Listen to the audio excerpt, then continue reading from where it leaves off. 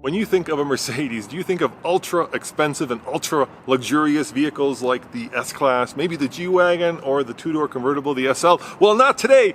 Today on this Buddy Review, we have the A220, the least expensive Mercedes you can buy in America, starting at $32,800. But I need a buddy to help me. That's right, Dad.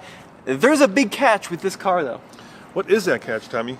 It has to do with the price. We'll talk about it when we get inside. But what are we doing today? Well, today we're going to take it for a ride, find out how fast it is from 0 to 60. We're going to see if it can navigate the snarfs. We're going to see what kind of a ride it has. And at the end of this video, we're going to let you know whether you should buy it, lease it, rent it, or forget it. But let's get started with design. And that's your part of this video. Absolutely. Now, the A-Class is the entry-level Mercedes.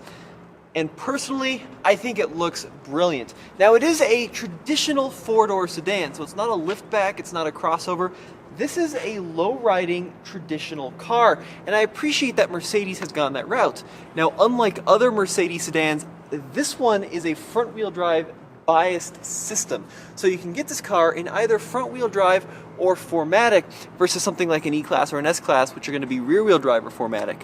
However, this car is much smaller than either of those. It's even much smaller than a C-Class, and personally it looks so much better than the old CLA. Now let's start in the front here. We have this beautiful Mercedes diamond block grille. This is part of the AMG Performance Appearance Package, but it really does make the car seem a lot more premium than its base price might suggest. It really brings it more upmarket. And if we come along the sides, we see that with the wheels as well. I really like this wheel package on this particular one. Once again, AMG wheels, 19 inches. They're much bigger than the standard wheels, but they do fill out the wheel arches much better than what you'd find on the more base models. Take a look at this. We actually have some functional aero here. We've got these vents that come in through the front of the vehicle. Just little things like that do make it seem more high performance than it really is. So we mentioned that this is a traditional sedan. If you want a more sporty design, there is also a CLA, which is more of a coupe profile in the rear, but the A-Class, it's got a traditional trunk. And this is kind of weird to see now in some ways, because it seems like the sedan has become such a thing of the past in 2020. But we do have a little bit of additional storage back there in the rear. You can see no space saver tire, just your little tire inflation kit. And closing this, we'll notice something interesting on the back. That of course is the model 220. On old Mercedes, this would be the size of the engine. But this car should have a 2.2 liter. It doesn't. It has a 2-liter turbo. Dad, you want to talk about that? Yeah, let's go under the hood. Actually, Tommy, it's an AMG, so under the hood we have a twin turbo V8. No, I'm kidding. No, it isn't an AMG. Funny enough though, Dad, if you do want a proper AMG version of this car, you can go out and buy one. So there is an AMG model, but this is just your standard 2-liter turbo, 188 horsepower, so not a lot of power, but 221 pound-feet of torque. That's through a manual transmission, right? No, there's no manual transmission. I love your enthusiasm. 7-speed dual clutch automatic. Available in front-wheel drive or 4MATIC all-wheel drive like this one. All right, so let's see. No twin turbos, no rear-wheel drive, no manual, but it is the entry level. So I guess for $33,000, this is a good price, right? Or am I wrong about that? Shall we go inside and look? All right, Tommy, we did tease a surprise. You're right, this one starts at $34,800. It's more expensive than I thought. Yeah, well, it is the all-wheel drive, but the big surprise is not the entry-level price, Dad. Yeah. It's the as-tested price. Whoa! $48,295, almost $50K for this? Yeah. $15,000 in options. That is staggering. Yeah. Oh my gosh, the AMG Appearance Package body styling is almost $2,000. So holy cow. Let's point out some of the interesting ones. This really cool classic red-black leather interior. Yeah. $1,500. Driver assistance package, almost $2,300. There's that AMG line. It's just $2,000. It's depressing. Yeah. let's look at the numbers that aren't depressing. 24 city, 34 highway, 28 combined. Let's take her for a ride because yeah, at 33,000, it's a bargain. At 48,000, this thing better be knocking the socks off my feet because that's a lot of money. Now we're getting into some serious competition. And by the way, if you're wondering what this competes with, it'd be a car like the Audi A3, right? Yeah, it's like that really small entry-level luxury sedan. Now, So, go ahead. no, I was just going to say, this interior is really nice. I Yeah. mean, it really is a cool design. I love the 3 central vents. I love the fully digital cockpit as well as infotainment screen. This is an option, of course. But the standard car has 2 7-inch screens. This one has 2 10.25-inch screens. Does it have MBUX? It does. It does have MBUX. So that means we can never say the word Mercedes-Benz. You can never say the word "Hey Mercedes." Well, there. Now Apparently, it's not working, but Hey, it was Mercedes. working. Hey, Mercedes, wake up! Oh, there it is. goes. Cancel. Hey, Mercedes, cancel. What do you want to do? I want you to cancel. Cancel. You can tell it's listening by that little. You don't have to. Okay. You don't have to talk to it like it's a kid, Dad. It's a I had to talk to very advanced system in this car. It's got the ability to communicate with a 5-year-old. No, it doesn't. You'll see. You'll see. This natural voice algorithm works pretty well. All right. Well, we were talking about the interior. Actually, I like this kind of, rubbery, almost neoprene-like interior. It makes it feel youthful. Yeah, I do like the aluminum trim across the entire dash, mixed with the red and the black leather. Of course, if you get the standard one, it's kind of faux leather. But if you're willing to pay enough money, you can step up to the real thing. So, we're about to do our 0 to 60 test. Whoa! Put it in sport mode, and it's really ready to go. Yeah, let's see how fast this twin-turbo V8 takes us to It's 60. not a twin-turbo V8. Can you keep up with that Ford? The F-150 with a lift? Yeah, with the lift and the dual exhaust coming out the back. Well, currently I'm doing a good job of it. And he's not merging, even though there's a merge. Yes. There he goes. You can pull up a little bit because he's what's he going to do? Try to cut it all the way across? What's his game plan here? I don't know. I'm There not he sure goes. what that was. Okay, ready? Yeah, ready? 3, 2, 1. No, Go. not yet. No, you're not ready. Now you can go. Here we go. And there's 50. Oh, yes. You know, we're a mile above sea level, 3 people in the car, 8.63 is still really kind of disappointing for a twin-turbo V8, Tommy. I love you, but you gotta quit it. Are you getting old? Is it getting old? Yes, it's getting quite old. This right. is a small car. It's got a small 4-cylinder. Mercedes says at sea level and ideal How may I conditions. help you? Oh, shoot.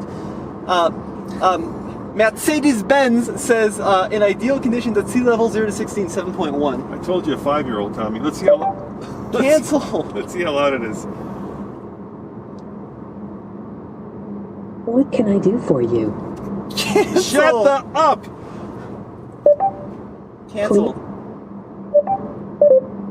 God, just like a 5-year-old. Okay, if I'm not talking, it's about 65 decibels, which in my book is really quiet, except for, of course, Mercedes interrupting with... How may I Stop help saying you? the word Mercedes.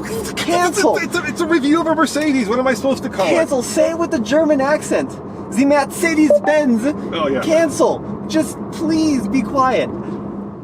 I'm going to call it Heinrich. What can I do for you? Let's just call this Heinrich from now on. All right, we're gonna try. Right. Hey Mercedes, navigate to Snarf Sandwiches. Please repeat. Navigate to Snarf Sandwiches. You can, for example, enter a destination, call somebody, or select a radio station. What would you like to do? Navigate to Snarf's Sandwiches.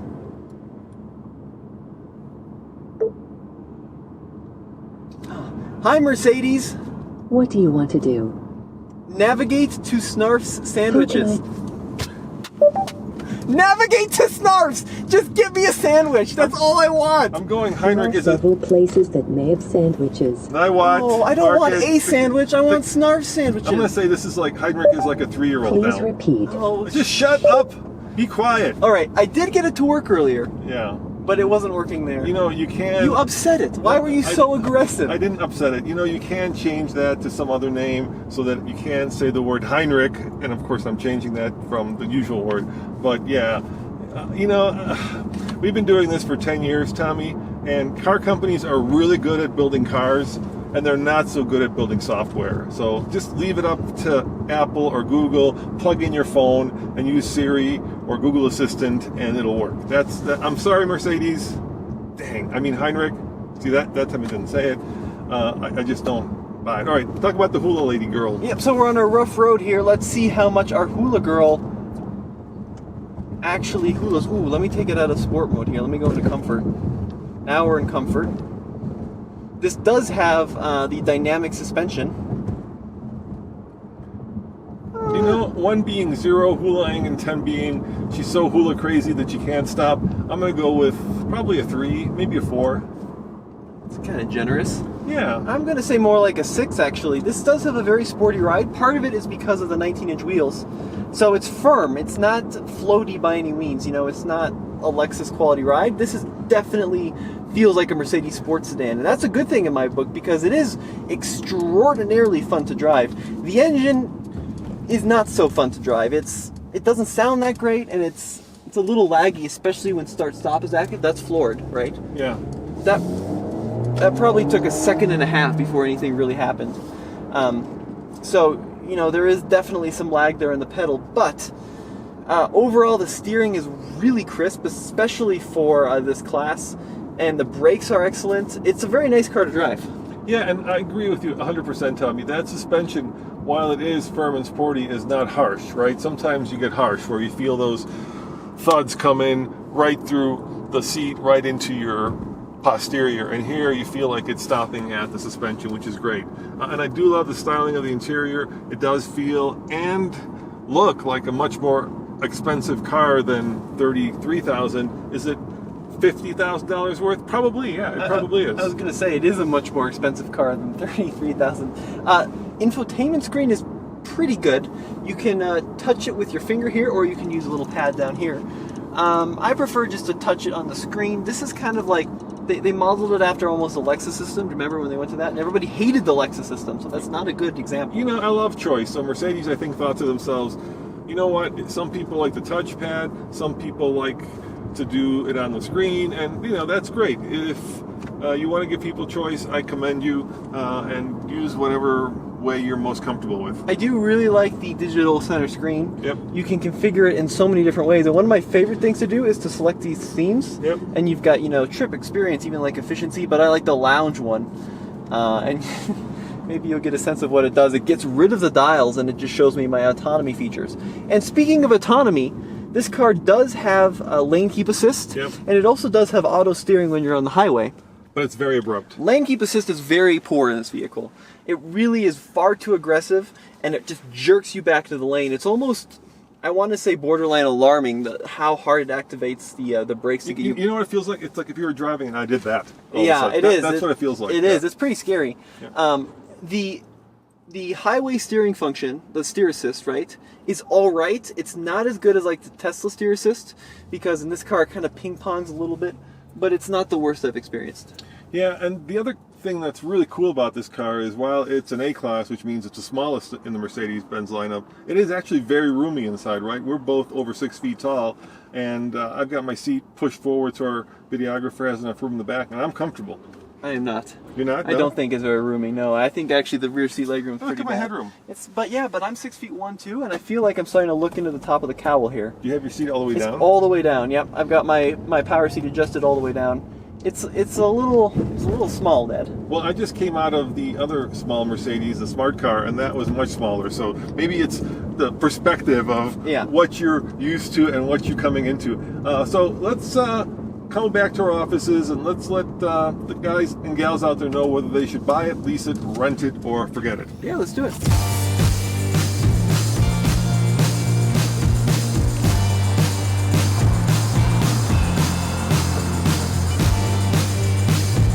You know, it's a bit of a interesting car because it's a mixed bag in some ways.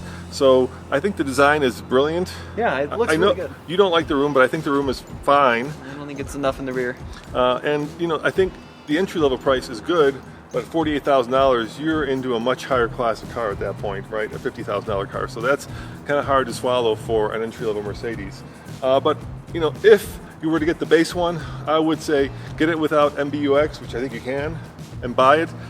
If you're going to go for this one, I'm going to give it a lease it, but just barely because it's very expensive for even all the AMG look you get. Yeah, I think the pros, it drives really well. Interior and exterior design are top notch. Cons, I really struggle with the headroom and the rear seat legroom. MBUX is still a little bit finicky. And I mean, I gotta tell you, you're right, 48 grand, a lot of money for an A-Class. You know, the C starts at like 41. So I'm gonna give it a lease it as well, this one. There you guys have it. As always, this is Roman. And Tommy, head over to TFLcar.com for the latest and greatest in new car reviews. And don't forget to check out our new podcast, Talking Cars, wherever podcasts are given away for free. See you guys next time. Ciao.